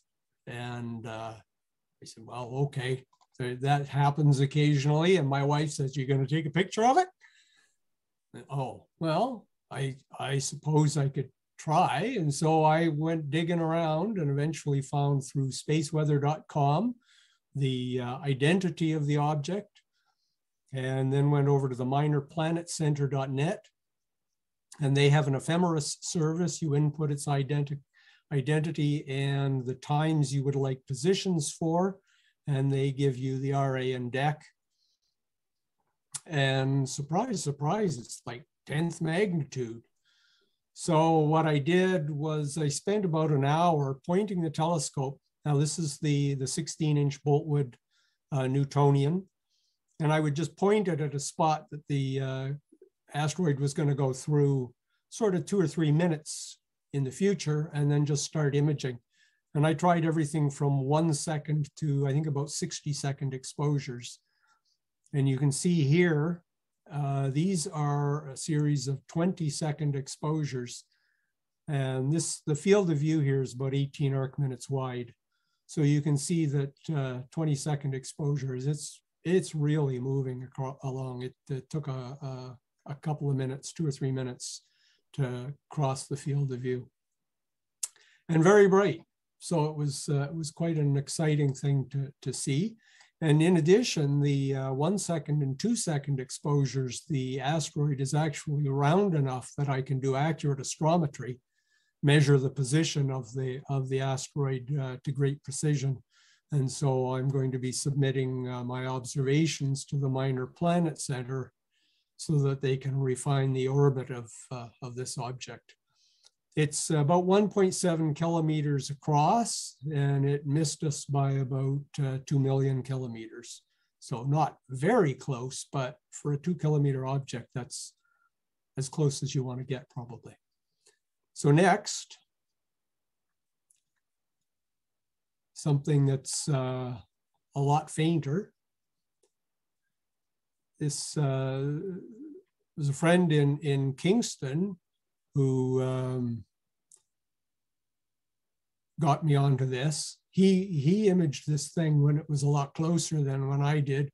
But this is the James Webb Space Telescope. You can see in the center of the field, there's a little white dot hopping back and forth. So this was done on the 24th of January. These are 60-second exposures, again with the 16-inch telescope. And the James Webb Telescope is about 1.45 million kilometers away. So this was the day before it reached the L2 point. And it's sitting at about 17th magnitude in these pictures. So I tried 120-second and 60-second exposures, but these seem to come out with the nicest balance. So that's what I went with. Wow. So that's what I have tonight. That's lovely. Thank you, Rick. That's great. And now we'll move on to our prolific imager as highlighted by our webmeister, Taras. Thank you. This picture was nothing unusual. We have clouds of different colors, types, and configurations all the time. They usually overstay their welcome and cancel our plans for observations, and this was the case as well. So December 10th was the last day, last chance to see the Leonard comet, and the forecast promised clear skies and the chance to see the comet as a magnitude 5 object just above the horizon very shortly after the sunset. So I, Andrew, Brown, and Konstantin made an attempt to catch it, but we got this instead. So it's nice clouds, rich colors, and the comet was just behind the clouds. So quite typical for us, but I like the picture and decided to share it. Let's go to the next slide. The same evening, a bit more to the south, there was another event to observe planet parade. Here you can see the three of them: Jupiter in top left, Saturn in the middle, and Venus bottom right. There was Neptune there as well. It would be more to the left and higher than Jupiter, but it would be too dim to show up in the picture. These pictures were taken from near Antrim, next to the old Highway 17. Let's go to the next slide. Earlier in October 1st, I was at FLO using the Star Master telescope with my planetary camera attached to it, and I noticed that my stellarium shows a dwarf planet series close to the location I was pointed at. It would be close to Aldebaran star and quite easy to locate by star hopping. So I tried that, hoping to image it, but it was not in my camera's field of view, as suggested by Stellarium. However, there was something in a different location, 23 arc minutes away from what Stellarium was showing, on the other side of that fan-shaped asterism to the right and above the camera field of view, which is that red rectangle. So despite what Stellarium was showing, I centered the telescope on it and imaged it. Let's go to the next slide. And indeed, looks like it was Sirius in this location, a dwarf planet shy of 1,000 kilometers diameter, 8.21 magnitude, some 322 million kilometers away, and only 0.6 arc seconds apparent diameter for that date. I imaged it with the 18-inch Star Master, 2x Barlow lens, and Sony IMX 290 based camera. There are not much details to see, but it does look like a planet rather than a star, so it must have been it. Let's go to the next slide. And I wanted actually to make sure that Stellarium was wrong about its location. So I tried to investigate the reason. Apparently, even if you update the application itself, some object data is not getting updated and can be somewhat imprecise. So that was the case with Sirius. The dwarf planet, comet, and asteroid data ephemeris apparently need to be updated now and then through a plugin called Solar System Editor. After I updated it, it showed the dwarf planet exactly at the location where I observed it. On the screenshot, you can see the difference between the old on the right part of the image and updated data on the right, the old on the left and new updated on the right. I used the green lines to visually identify the nearby stars by combining them into these like pseudo asterisms to relate easily to the planet's location before and after. So on the left, you see it's between the line and the fan, and on the right is on the other side of that fan. And let's go to the next slide. And with all the clouds and bad weather, it was only end of January 29th, to be specific, when I eventually got an opportunity to do some imaging under the dark skies. I chose California Nebula as my target, and here it is. It's Emission Nebula located in the constellation of Perseus. It's a quite large object, almost 2.5 degrees long in the skies, but with very low surface brightness. It's rich in hydrogen emissions, and I used my modified camera to image it. Also, for this picture, no telescope was used. Instead, this was taken with the Rokinon 135mm lens. Thank you. And thank you, Taras. And your work on Sirius there is a really good illustration of why for many years in a row, Taras has been our planetary observer of the year. So well done, Taras. Thanks. Now we move to Jim Thompson, the filter man. Okay, good evening, everybody. I have 5 images tonight. The first one here is of the Lunar Observing Challenge for January, Mons Raphaeus.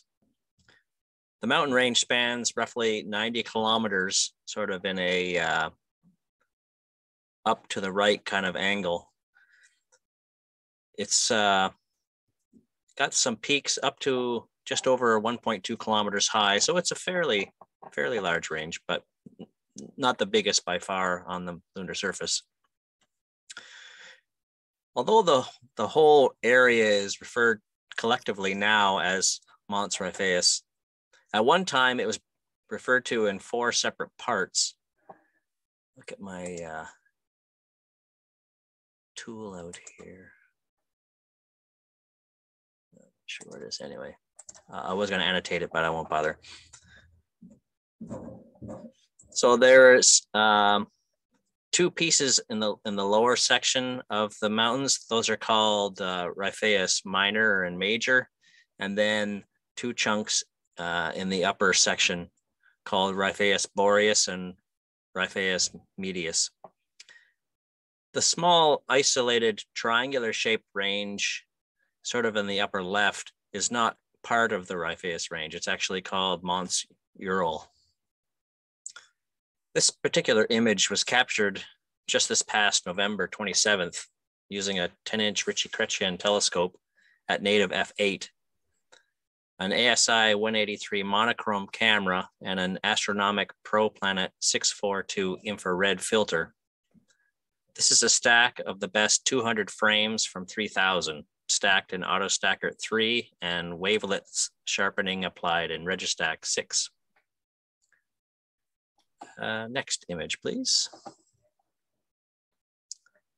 So the next 4 images were all collected on the same evening, January 26th.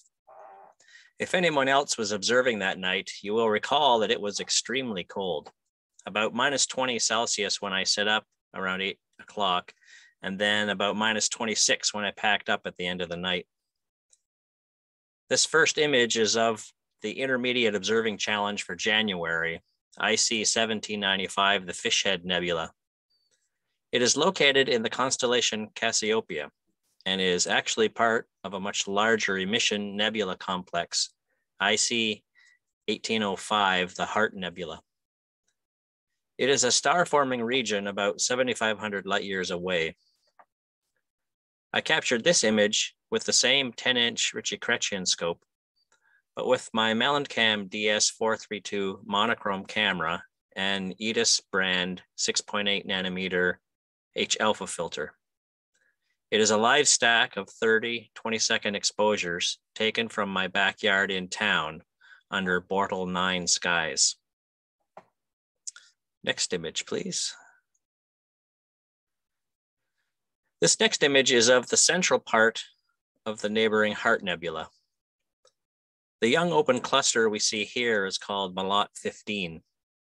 Its young hot stars have almost completely evaporated away the cloud of dust and gas from which the stars formed. I don't think this particular nebula feature has a name, but I think it looks like a seahorse personally. As with the previous image, this is a live stack of 30 20-second frames. Next image, please. This third shot is another horse-like deep sky object, Barnard 33, the Horsehead Nebula. It is located roughly 1,400 light years away near the leftmost star in Orion's belt, Alnitak. The horse's head is formed by a cloud of cold, dark gas and dust that obscures the light from Emission Nebula IC 434, which lies behind it. I was especially happy with how much detail I was able to pull out of my image, especially along the edge of the Emission Nebula and within the dust cloud itself. Again, this is a stack of 30 20-second frames. And then my final image, please, Chris. So this is an image of a well-known object, M42, in Orion's sword, but viewed from a slightly different perspective. I took advantage of the H-alpha filter I was using in order to pull out lots of detail in the faint dusty regions around the eastern edge of the nebula, east being down in this image. I find the complex shapes in the dark nebula that partly obscures M43 in the upper left fascinating. Not bad for only 10 minutes of data under borderline skies. At this point in the evening, my mount decided it had had enough of the cold and forgot where it was pointing. A clear indication it was time for me to go to bed. Thank you. Great. Thank you, Jim. We'll move now to Bob Olson, who annually is one of our really strong competitors for Observer of the Year award and has certainly won it a few times. So off to you, Bob. Hi, I suffered through plus 20 degrees viewing the other night, and I was looking at the Orion Nebula with, as Jim mentioned, with a Teleview 76 millimeter diameter refractor. Just really enjoying myself, but I'm at heart an imager rather than an observer, and I couldn't resist putting out a camera and taking some pictures of the night sky. And so in front of my tripod there, you'll see the camera setup, and it's an old DSLR, not modified, and it has the kit lens on it. Next image.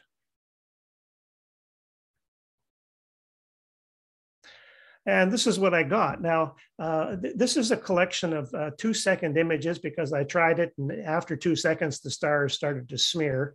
It's on a tripod rather than a mount. And this is basically a terrible idea. 2-second images just barely got any data above the sky glow from nearby Orlando. And the camera itself is quite noisy. Also, the kit lens does not image everything in exactly the same way. So it has some distortions in it. And as the image rotated around, these distortions moved around my image. So it was really quite an interesting picture, but still showed what I was looking at. You can see the 3 stars of Orion's belt and Orion's Nebula. Next image. Okay, so here we are back at that first image again. And this is taken in the day. I reset it up during the day. And as I'm taking these pictures, there's something rustling around in the grass beside me. And it's pitch dark, so I can't see what it is. But it did sort of raise my I don't want to get bit kind of hackles in my back of my neck. And so I stayed a little further away from the edge. And so the next morning I went out to take a look at what it really was. And next slide. So sitting in the grass is this 7-foot alligator. And he was actually facing the other way during the night. He would probably weigh 150 pounds or maybe 200 at the outside. Wasn't really a big alligator. And he probably couldn't have dragged me into the lake and eaten me, but I sure didn't want to get bit by him. Anyway, that's it for me. Thank you very much. The hazards of holidaying in the South. Wonderful, Bob. Thank you. You're welcome.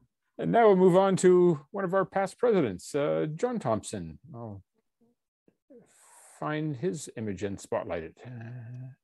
Hey, thanks, Chris. I see a lot of people are looking at Orion because it is a seasonal constellation, and this part of the sky is probably one of the most observed parts of the sky. But what I've done here, though, is taken a different perspective. Most people are taking individual pictures of these various objects. But what I did, I had a 300 millimeter telephoto lens, and this is a total of 5 minutes exposure. Now I've turned this picture sideways, partly because it fits the screen better, obviously, but also because this picture was actually taken in late August. If you get up about an hour before sunrise, you can see Orion coming up over the eastern horizon, and it's actually in this configuration. Interesting thing about this picture, there's a wide variety of different types of deep sky objects. In fact, there's just about everything except galaxies, planetary nebula, or globular clusters. I'll start off first with there's a globular, or sorry, an open cluster in the upper right, NGC 1981. It looks sort of like a M or W perhaps. To the right of that is what's known as the Running Man Nebula. This one is a reflection nebula. Normally reflection nebulae are blue because light, scattering light is preferentially comes from blue. In fact, it's the same reason that we see the sky is blue. And it's actually these NGC objects, these NGC numbers were assigned by visual observers from the 19th century. And it was actually made into 3 objects. 1977 is the brightest one to the upper right. 1973 is below that, and 1975 is to the left. And you can see in the middle is a dark nebula, which is a cloud of dust that partly obscures it. And it's actually the dark nebula, which forms sort of a human-like figure, which is why it's called the Running Man. Off to the right are the Great Orion Nebula, obviously, and M43, which is the little comma-shaped object just to its left. There was another open cluster which didn't quite make it. It's just off to the right, which is to the south or below M42. When you're seeing it normally, it's when it's vertical. Looking at the other side of the picture, first of all, I mean, a couple of people have already noticed this. We have the Flame Nebula and the IC 434, which is that sort of cloud of gas running behind the Horsehead. Interestingly, the Horsehead doesn't have a catalog number in any of the standard catalogs like the NGC or the IC, but as Jim mentioned, it's Barnard 33. It's an emission nebula. It's stimulated. It's actually fluorescing gas of hydrogen alpha, which makes the deep red color. Similarly, the Flame Nebula is also fluorescing. Although this picture is a little bit deceiving though, because hydrogen alpha is almost completely invisible to the dark adapted eye. The Flame Nebula is not that hard to see in a medium aperture telescope, say 6 inches or probably even lower, but that IC 434 is very, very difficult to see. I did see it once, but that was extreme observing. It was in the Atacama Desert at 10,000 feet with a 24-inch Dobsonian and a hydrogen beta filter. And even then, I could just barely see it, whereas the Flame Nebula is fairly obvious. One thing I was going to mention that M42 is partly hydrogen alpha, but that pink color comes from also hydrogen beta and oxygen 3, which are blue-green. And when they combine, they make that pinkish color.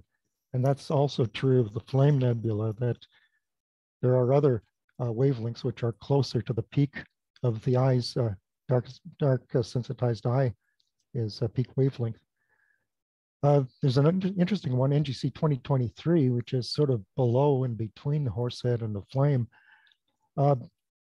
Going through my observing notes, I've never actually captured that in my notes, but anybody who's ever seen the Flame or looked for the Horsehead has probably seen that. It's another reflection nebula surrounding a bright star. And then there's 3 other reflection nebulae like that, the IC 431, 432, and 435, but they're much smaller and dimmer, that they weren't discovered in time to get it into the general NGC catalog, but they went into the index catalog.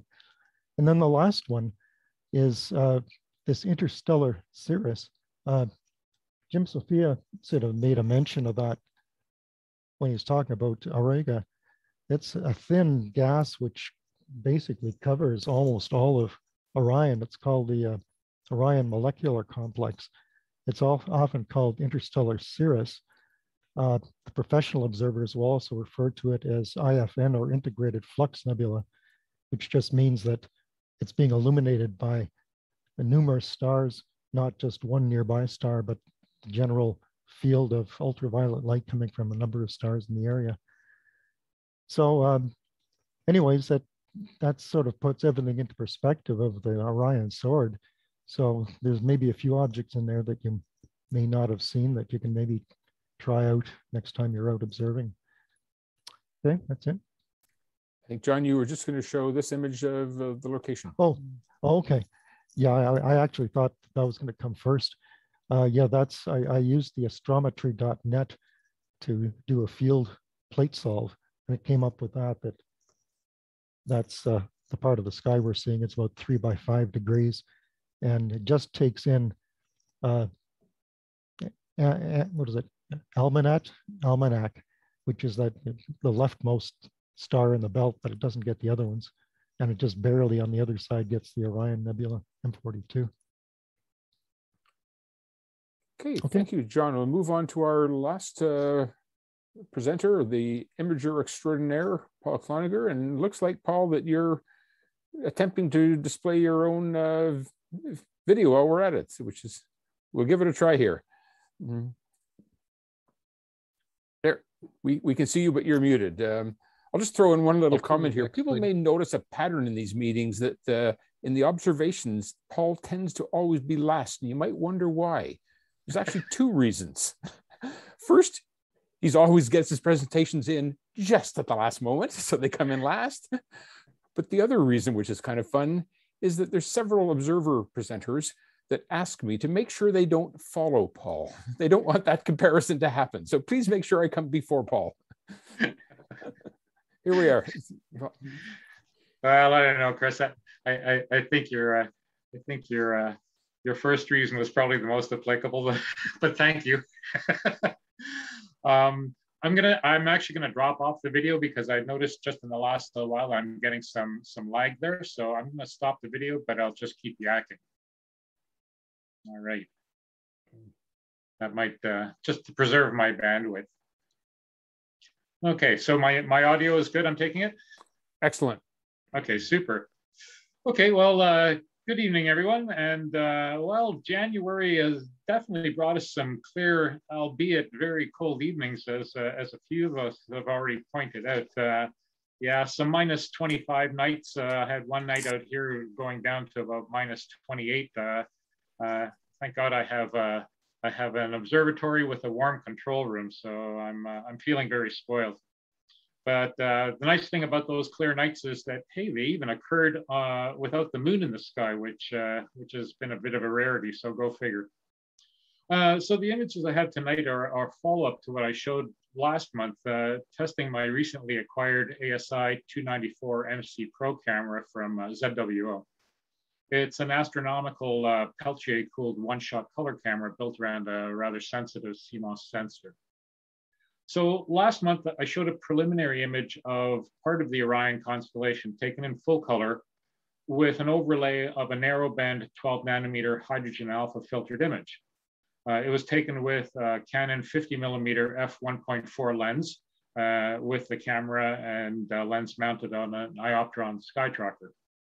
The version that you see here was taken with the same configuration, but is actually a 2-panel mosaic, allowing me to capture most of the hunter. That's why the image's sides are a bit canted here, just from the angle that I shot it at.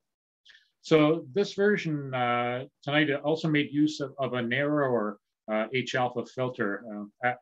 At 7 nanometers as opposed to 12, it provides a sharper definition of the hydrogen alpha features.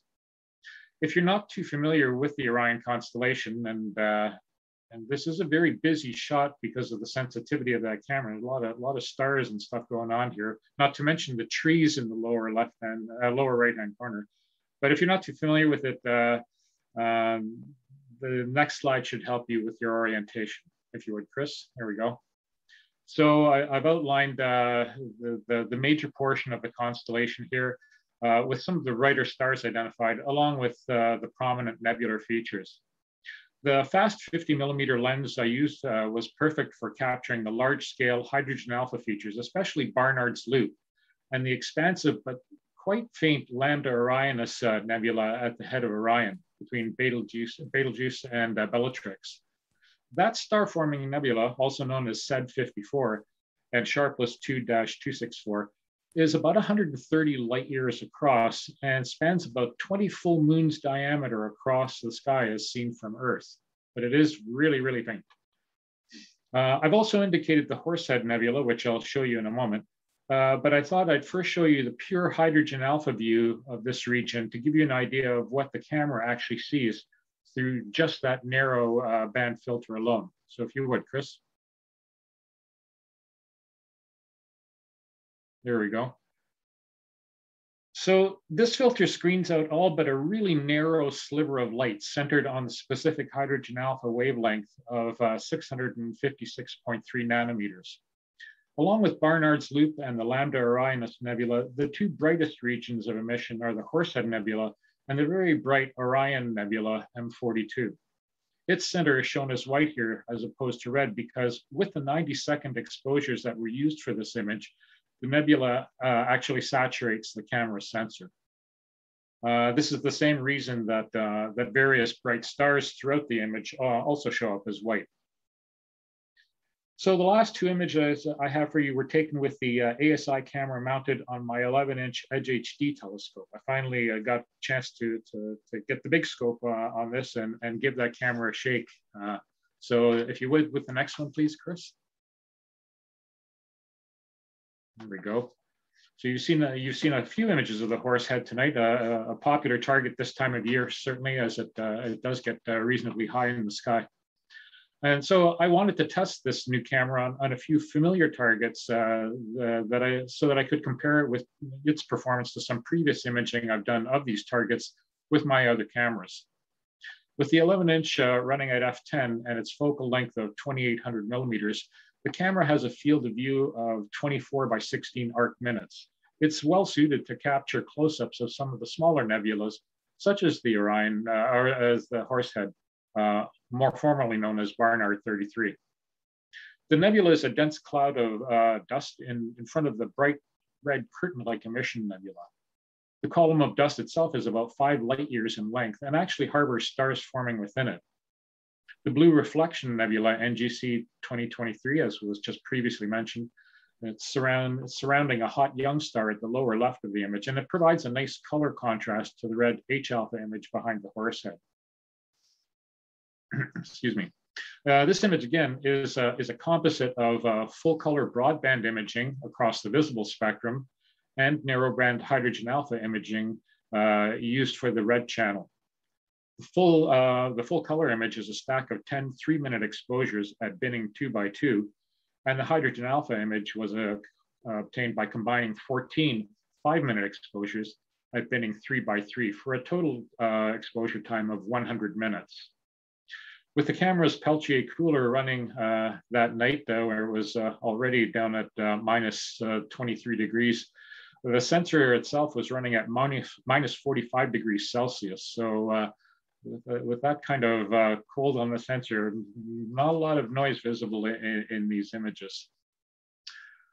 The last one, please, Chris.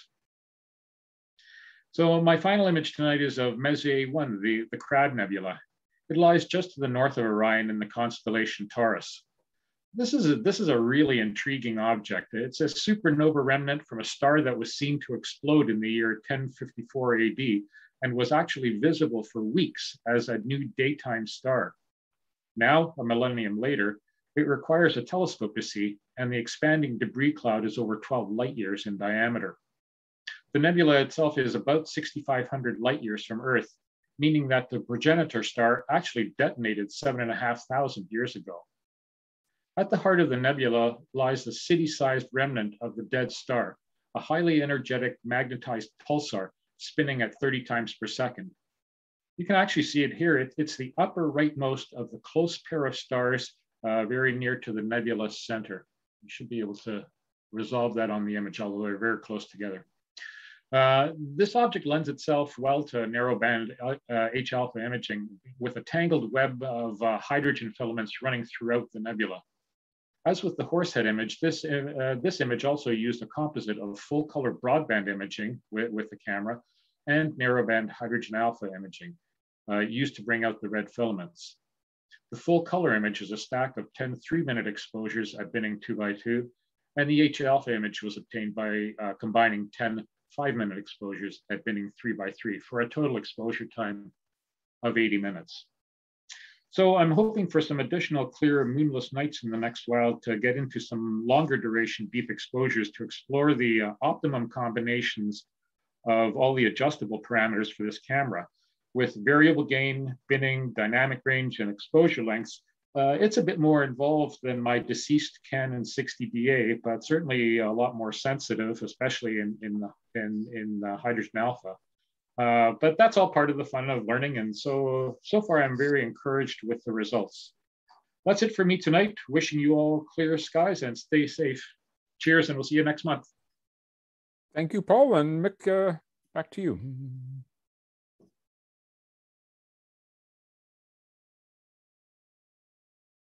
And you're muted, Mick. I'll try that again. Thank you to all the contributors. Moving on quickly, we have our observing challenges for the coming month. Those list there is last month's objects, as reported on some of the by the observers. Next slide, Chris. So for February, the beginning challenge is NGC 1977, i.e. the Running Man. This is obviously Orion season, and as you've already seen, the Running Man there next to M42 is your target as a beginning challenge for this month. Next, please. Still in Orion, still in the Orion Nebula. We're talking the intermediate challenge is the trapezium, that little tight cluster towards the center of the nebula. Should be a doable object, but fun to acquire. Next, please. In the same neighborhood, but a little bit next door, NGC 2295, a spiral in Canis Majoris, not a million miles from M42, so should be also readily gettable if you're well equipped. And finally, the Lunar Challenge, please, Chris. So Rupes Altai mountain and escarpment in the lunar surface, southeast quadrant of the moon, obviously on the near side, 427 kilometers long. I wonder how it shows up in Simon's new atlas. So to summarize, next slide, Chris. There are our objects for this month. They will be on the website in the next day or two. Move along. Thank you to Oscar for preparing that. The observatory still available with restrictions. The same rules that have been applying for the last few months now. Next. The next members only star party at FLO, March the 5th, with the waxing crescent moon. Next, the announcement that I mentioned earlier, there's a workshop particularly targeting young, youthful astronomers. It's being hosted by the daughter of one of our RASC colleagues from Montreal, but it is actually being hosted by the Denver Astronomical Society. So it's a workshop for junior astronomers who will be looking at exoplanets and discussing what sorts of life might imaginatively be shown living on these planets.